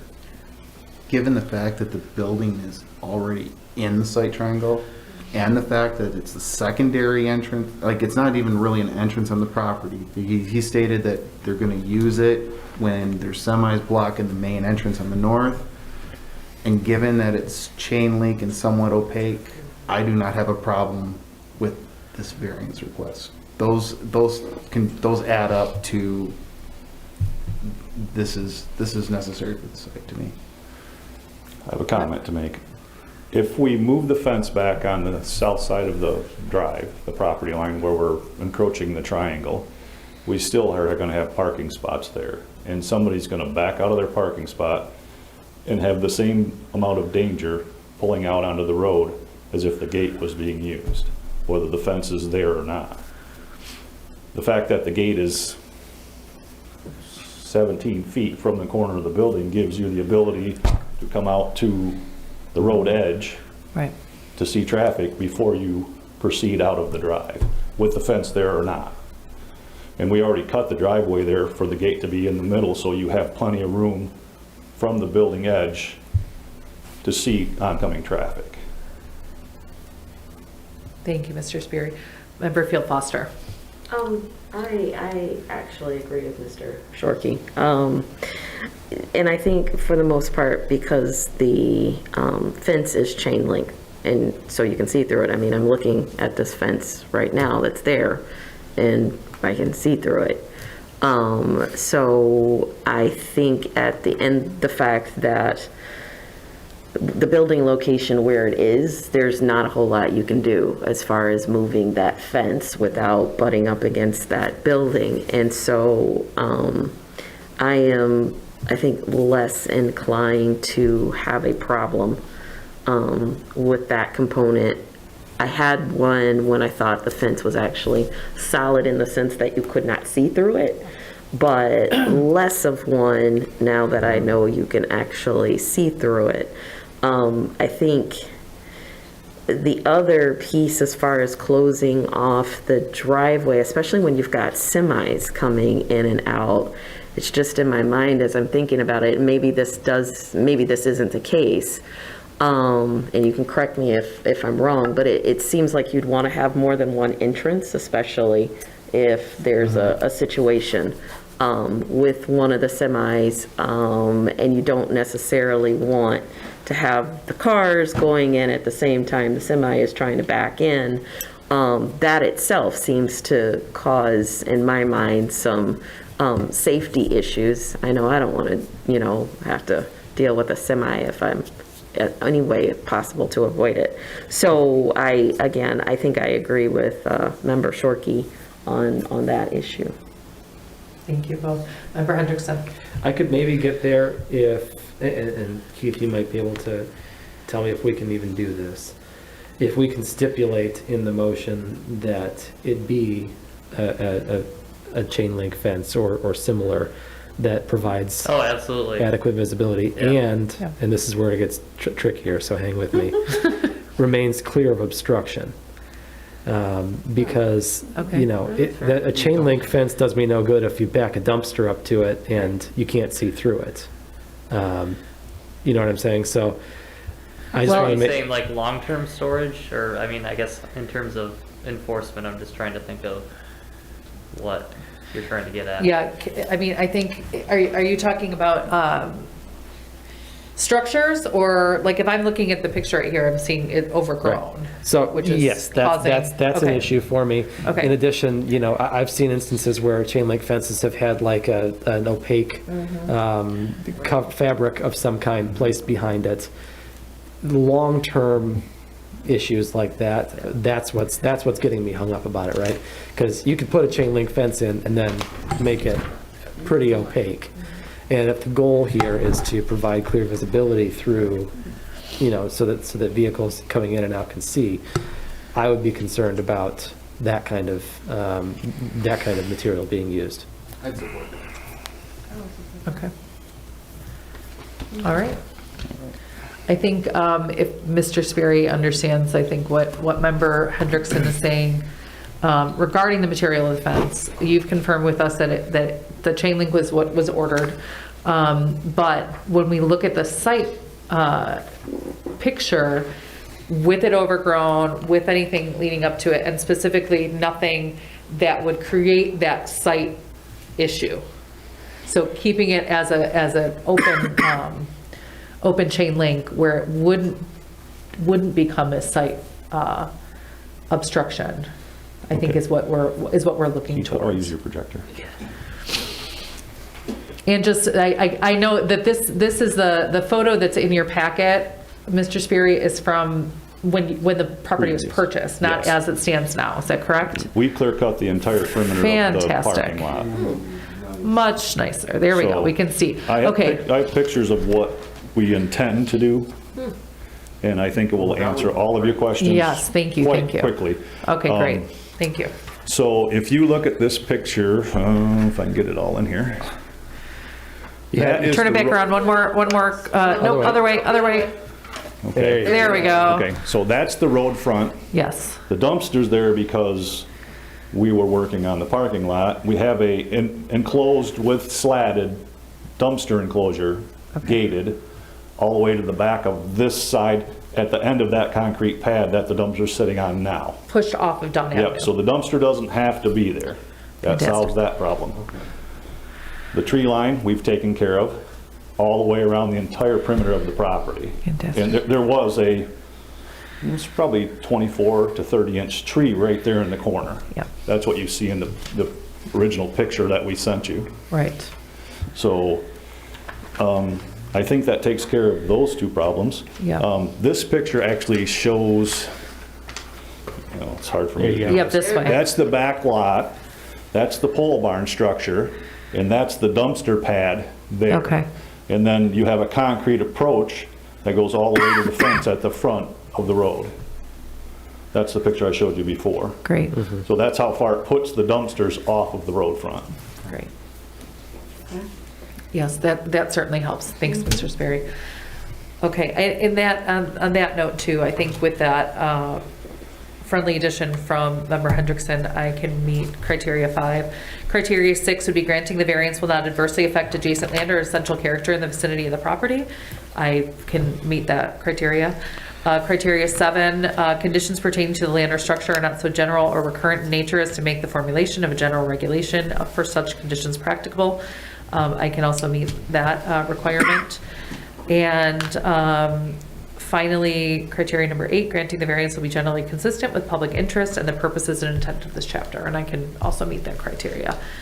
So with that, anyone have a motion or anyone have any more discussion regarding this? Member Field Foster. Clarification, are we then voting on both of these together, or we're voting on the height and then the sight line? I would accept a motion on either, but I think we should probably separate them out. Okay.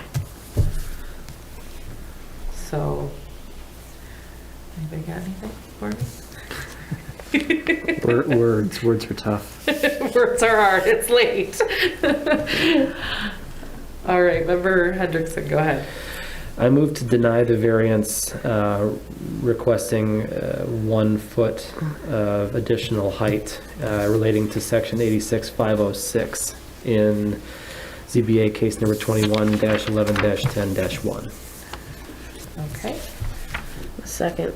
Seconded by Member Field Foster. Any discussion on the, excuse me, on denying the variance for the fence height? Okay, I'm going to go to a vote. Member Shorkey, this is a motion to deny the first variance request. No. And Member Field Foster. Yes. Yes, it's a motion Okay. to deny. Okay, I had to think, I was like, Okay. yeah, okay. Member Hendrickson. Yes. Trustee Opsimer. Yes. And the chair votes yes. So unfortunately, the fence height has been denied, and we do apologize that the materials are already bought. And hopefully we can find another use for those, but we will go to the next portion of the variance request. Member Hendrickson. Thank you.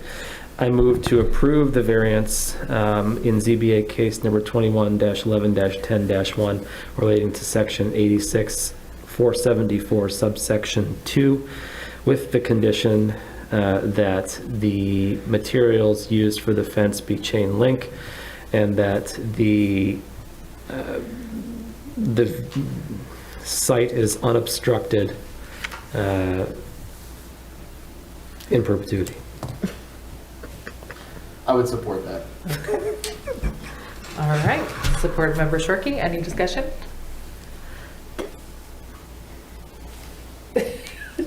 Member Field Foster? I think we might need to be a little more specific Okay. in that amendment. I need a minute, but it's so broad and in perpetuity that I think that could cause some problems. I remember, Trustee Opsmer, do you have words? do you have words? Yeah, I was just gonna say that the condition should stipulate that the sight line at the southwest corner of the property remain unobstructed, the sight triangle, in accordance with, what section is it, Keith? 86,474. Yes, Yeah. Thank you. I would accept that. The sight triangle is the 45, foot triangle at that. The 35 and 35. Yeah. So whatever you want to do beyond that 35, but keeping that 35 triangle in the front as Unobstructed is fine. unobstructed. Unobstructed. So the chain link, and you've already done the work of taking care of the overgrown nature of the greenery there. I think that just keeping that, maintaining that, is that basically what we're talking about? I mean, the issue then becomes, this goes to another property owner somewhere down the line, and in perpetuity becomes pretty, Well, the variance is going to run with the property. it's gonna run with the property in perpetuity regardless. Until it Just making it doesn't. cleaner.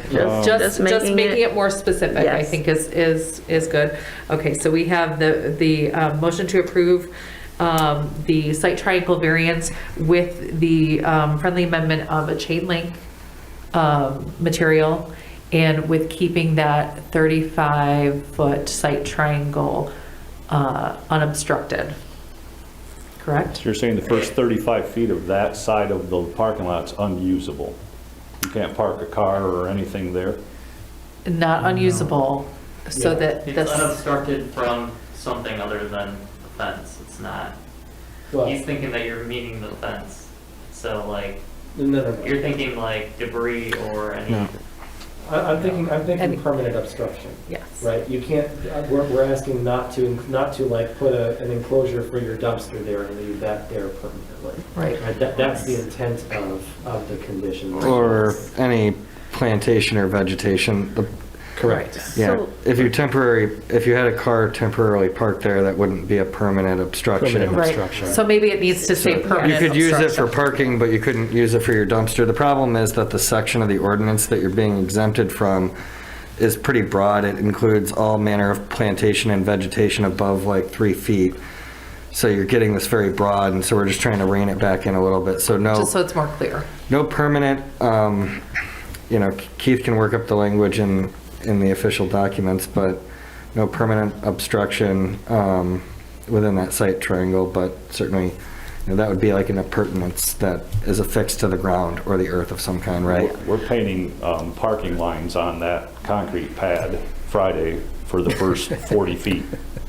So that would clear us of any obstruction, permanent obstructions, and we plan on keeping the fence line Yes. clear of trees and debris anyway. Yeah. So I think if you look at your paperwork there, sir, right at the top, no plant material, berm, fence, wall screen, sign, or other structure, that's the part that we're discussing. So nothing permanent. And I think that can be our language, to be very clear that parking car there that's gonna move and come and go is a separate issue than a permanent fixture within that 35 feet.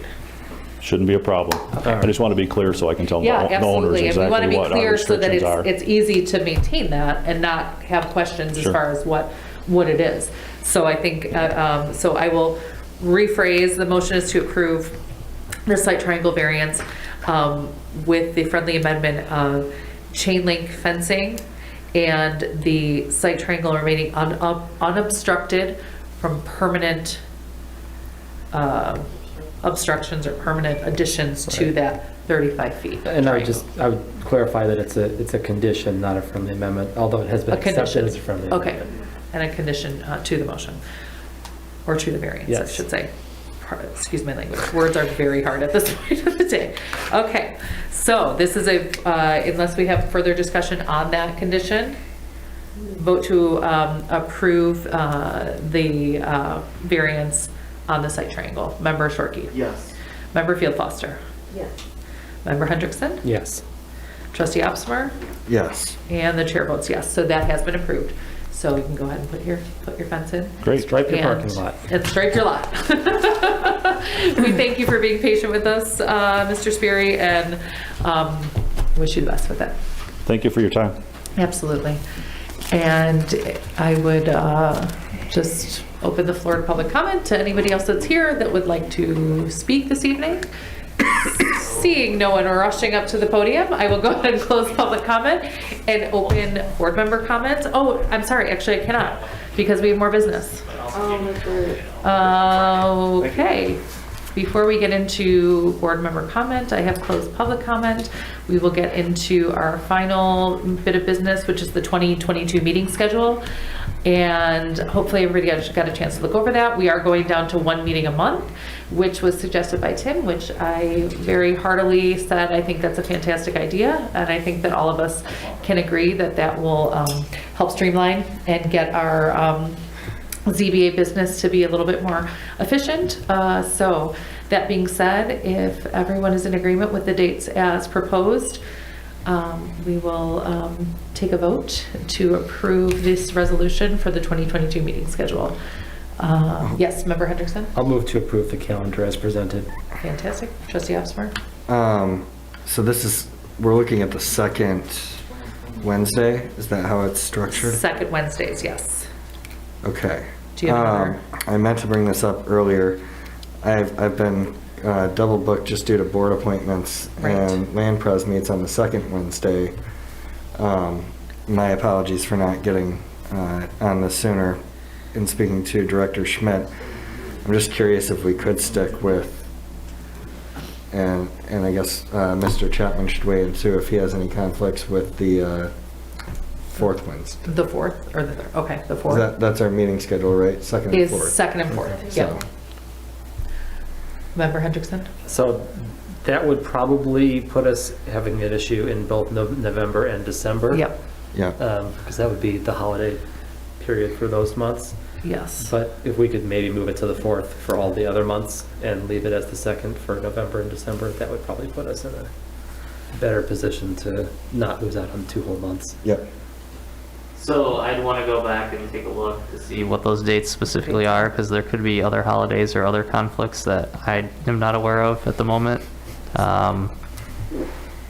Yeah, so, So table it, Table the calendar. table the calendar. I'll withdraw Yeah. my motion. Are we already planning on having our second meeting this month?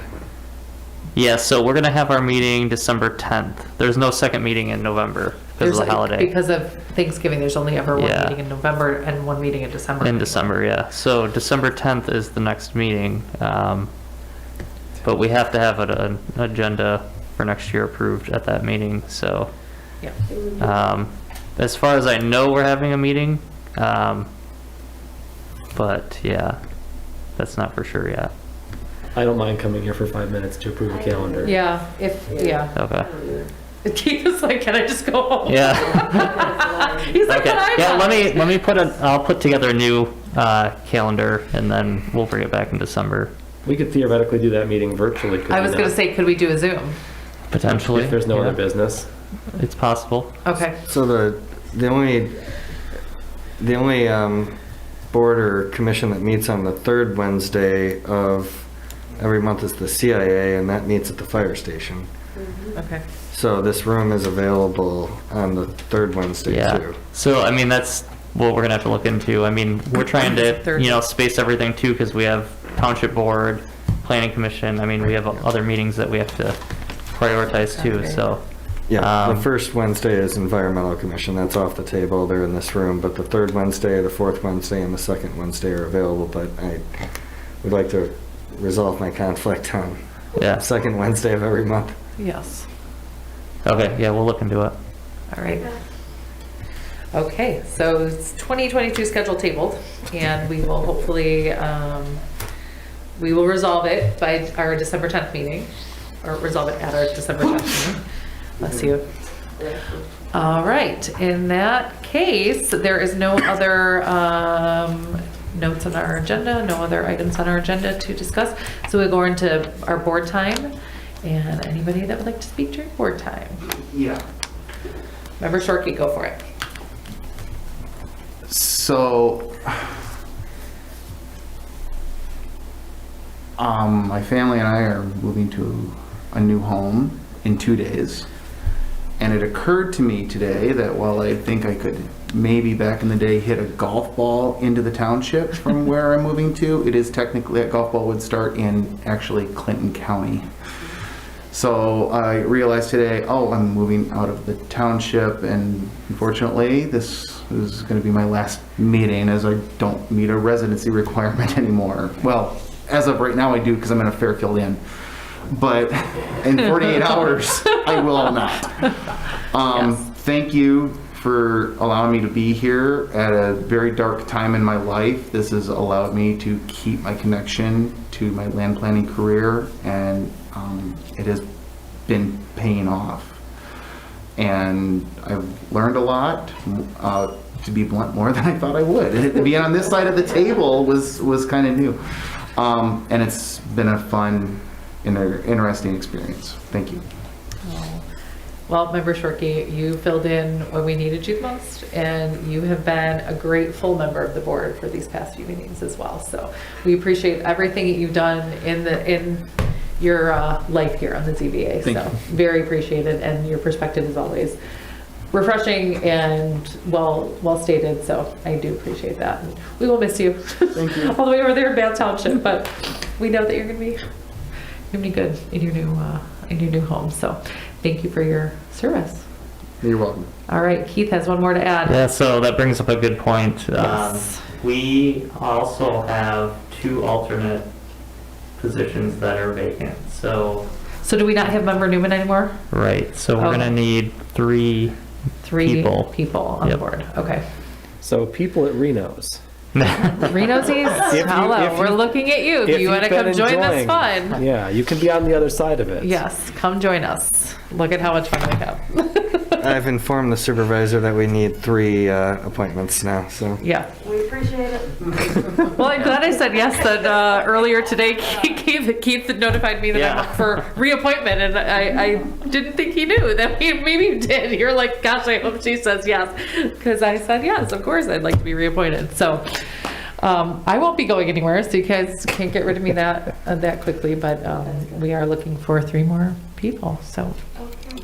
All right, so we'll have a small, slimmed down board for our next meeting, and hopefully get our calendar straight next meeting as well.